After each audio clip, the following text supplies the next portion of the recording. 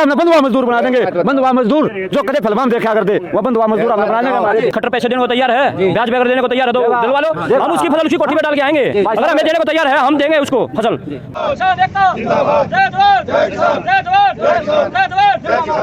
एक ट्रैक्टर तो नहीं है, ट्रैक्टर तो हमारी लेडीज भी चला लेती है, ले जाती है संसद में, हम लेकर घुसेंगे संसद के अंदर, ठीक है ना। लेकिन ये क्या है, अपनी राजनीति सेकने रोटी सेकने का काम करते हैं। अब भाई जेल भरने के अंदर जेल भरेंगे, हम उल्टे करा नहीं जाओगे, अध्यादेश वापस आएगा, किसान वापस नहीं जाएगा। शिक्षा मंत्रालय लेता है, एक्साइज ना लेता, 1 करोड़ 20 लाख की शराब की बोतल है।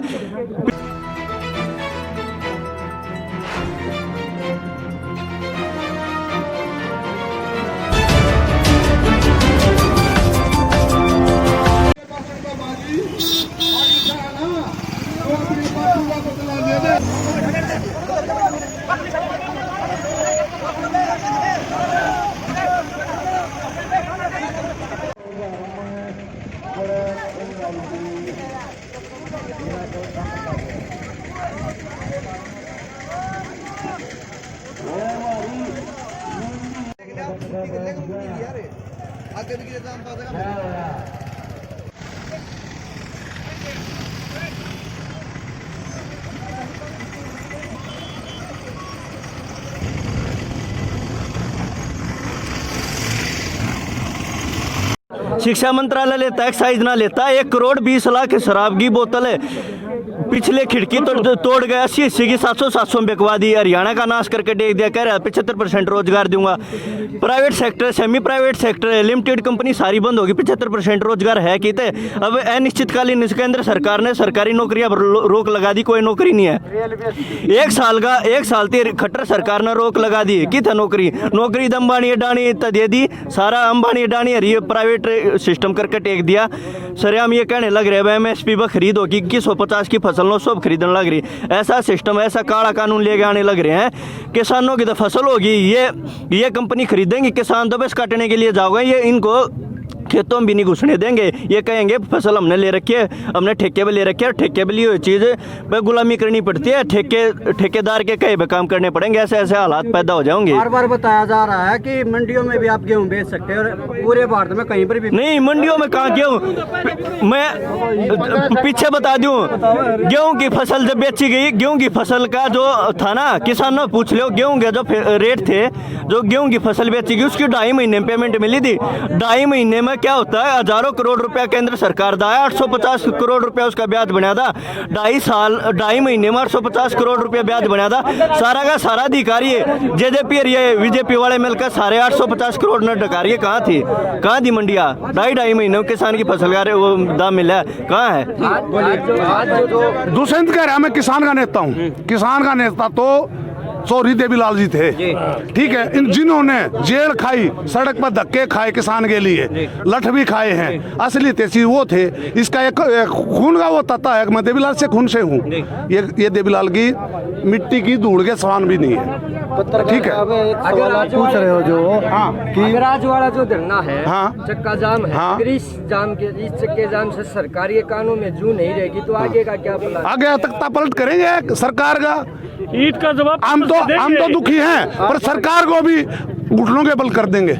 सरकार को मानना पड़ेगा। हाँ, मानना पड़ेगा, बिल्कुल मानना पड़ेगा, हाँ, झुकना पड़ेगा, बिल्कुल। आप जो कह रहे हो कि जो पीपली गए थे किसान, वो किसी पार्टी से संबंधित थे।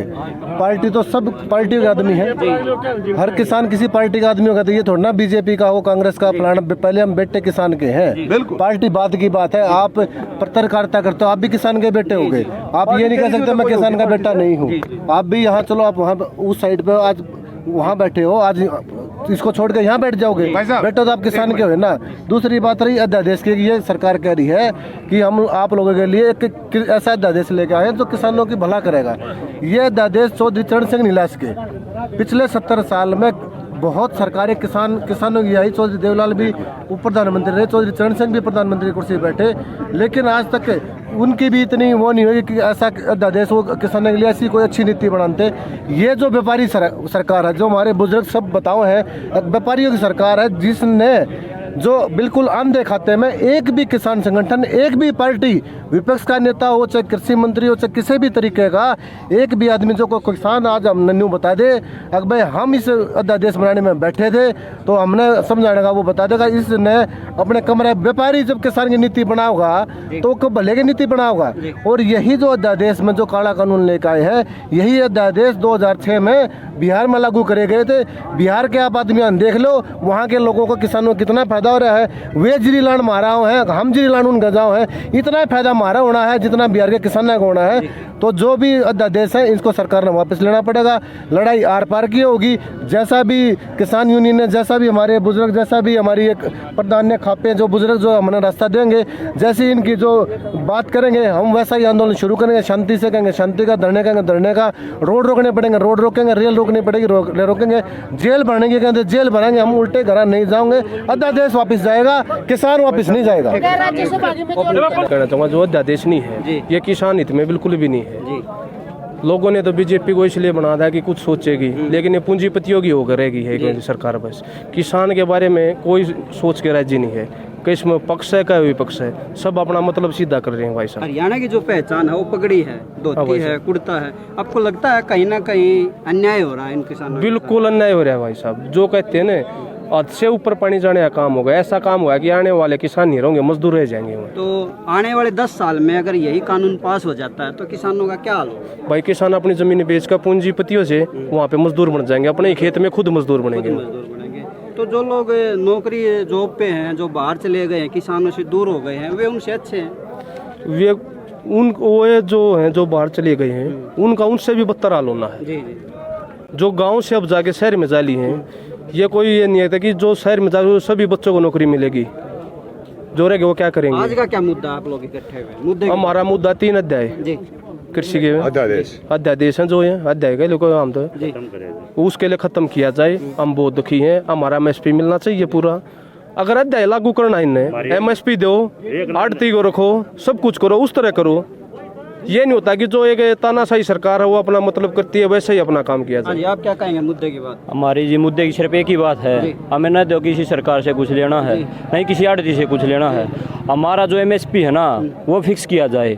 हमारा हम हर किसी को हम फसल देने के तैयार, हमारी फसल बिकनी चाहिए, लेकिन हमारा जो MSP है वो हमें MSP मिलना चाहिए। हमने सिर्फ यही सरकार से रखा, हमारे MSP को नहीं ख़त्म किया जाए।